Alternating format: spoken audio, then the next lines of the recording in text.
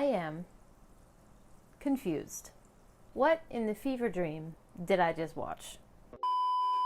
Okaeri, welcome back to my channel, May Between the Pages. My name is Taylor, and today we're going to be talking about my thoughts on Ghibli's adaptation for one of my favorite books, How Do You Live by Ghibli Yoshino.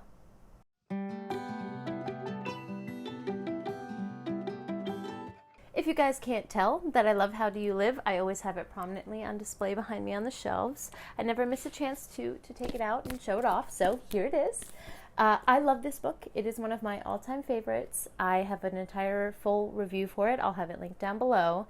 But I was so excited to hear that Ghibli was going to be doing an adaptation of this, possibly Hayao Miyazaki's last film that he's going to direct from Ghibli. And I was over the moon excited because I felt that if anyone can take the kind of atmosphere and feeling of this book and bring it to the screen, it would be Ghibli. Now let's first start with the title. In Japanese, the title of the movie is君たちはどう生きるか, which is the same name as the Japanese book, How Do You Live?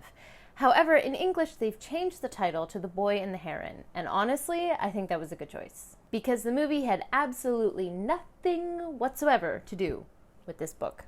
So let's first talk about it as an adaptation. I don't think it's an adaptation of this book. I went into it with a very open mind, knowing that adaptations usually take a lot of liberties. Ghibli's usually pretty good at adaptations. Take Howl's Moving Castle as an example. Another one that I love, you can see it right behind me here. I love the original Diana Wynne Jones story. But I think that Ghibli did an amazing job of adapting this to a movie. They kept some of the main cores of the story and played around with the rest of it and added that kind of Ghibli weird, strange, delightful touch to it. And it's a fantastic movie. So I thought they would give this book the same treatment, and they didn't. I know that Miyazaki has said this was like his favorite book from his childhood, so my guess is he wanted to just include this book as part of this movie because it was a part of him, if that makes sense. The grandson of Ghibli Yoshino, who wrote How Do You Live, he got a preview screening of the movie, and he says that he doesn't really know what the movie means and that he'd have to watch it more than once to kind of get the meaning, which in my opinion is a very Japanese way of saying that made no fucking sense. And Miyazaki says that he's not quite sure he knows what it means either, and to me that really checks out. I think he just wanted to make a movie that he wanted to make, if that makes sense. Not necessarily one that had a plot that followed all the way through, because we'll get there. And not necessarily one that the audiences would understand or maybe would take to heart super easily, but something that he just wanted to put out into the world. Let's start with that plot though, because this book follows our main character Copper, who in the beginning of the story has an epiphany about just how many people there are in the world. And we follow him, it's kind of a coming of age story as he learns how interconnected everything is and how the decisions that you make have ripple effects in the world. And I think it's just a beautifully realized story that everyone can get something from. And the structure of the book is that we follow Copper's story in real time with three other friends as they kind of figure things out and go through these experiences. And that's juxtaposed with chapters of his uncle writing letters to him. And we kind of go back and forth between those two writing styles. And I think it's beautifully realized here. But in the movie, we don't get any of those characters.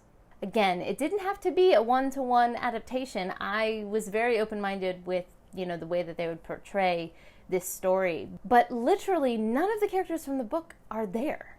At the end of the movie, I do think that they touch on this idea of interconnectivity a little bit, and that you can build a world of your own making, of your own liking through your actions. They do kind of touch on that, but it felt very ham-fisted and like they were like, oh, we forgot to put this in there, so let's just throw it in at the end. And there was no build-up to that revelation or to that idea, so it didn't feel touching or like a revelation really at all in the movie.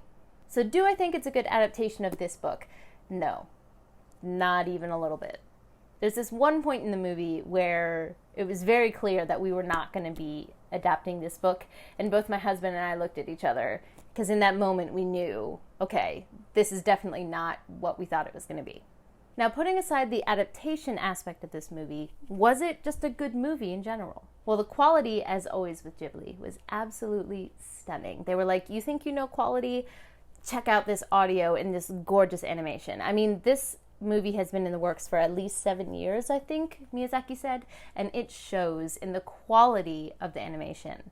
The sounds of the different footsteps, the heron's talons, going across different surfaces, the sound of clothes, of food, of nature, it's just an audio and visual delight. So Ghibli did not hold back, and they're really showing off their skill in that regard, which I don't think is a surprise to anyone because whatever they put out is usually extremely high quality. So that was just a wonderful experience. And for that reason alone, I'm very happy that I saw it in the theaters, because if you were to watch it at home, I don't think you would have the same experience without that kind of surround sound, big screen feel. Now, as for the story of the movie itself, I have no idea what the hell I just watched. Like I said, Yoshino's grandson said that he didn't quite understand it the first time through and he's going to have to watch it more than once in order to see if he can understand it. But for me personally, I don't really think that there's meaning that I can glean from it upon second or third watch. This was advertised as like this grand fantasy adventure, and it does have some of those elements.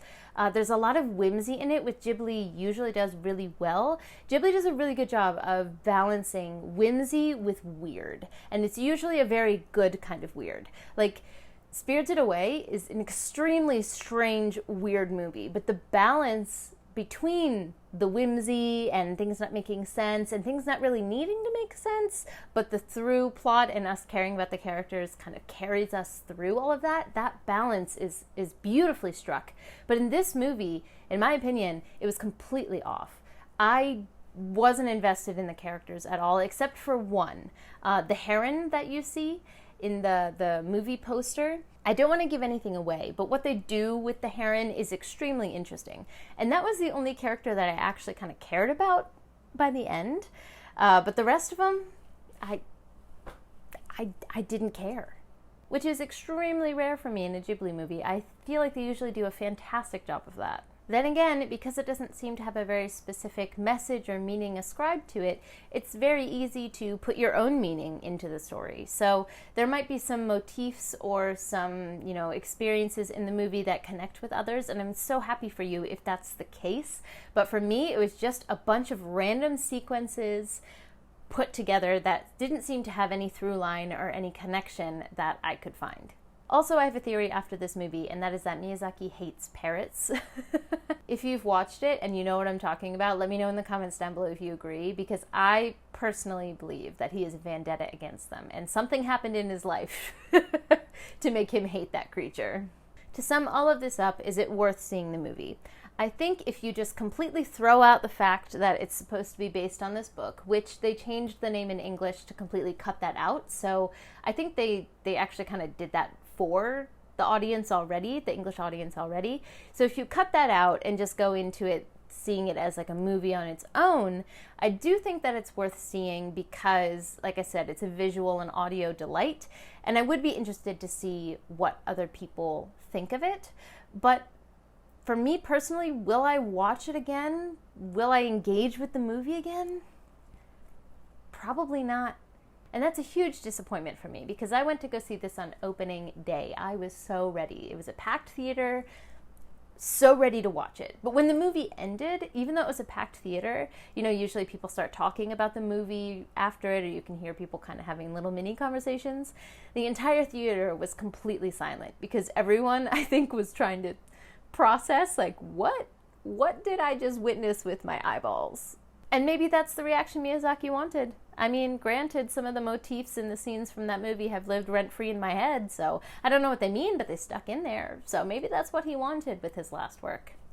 I have no idea. Let me know in the comments down below if you have seen this movie, if you've read the original source material, and what you thought about the connection there. Was there something that I missed? I would love to talk to you guys. Don't forget to like, subscribe, and click that bell. I'd love to have you as part of this community, and I appreciate it. But for now, I'm gonna head out. Jane!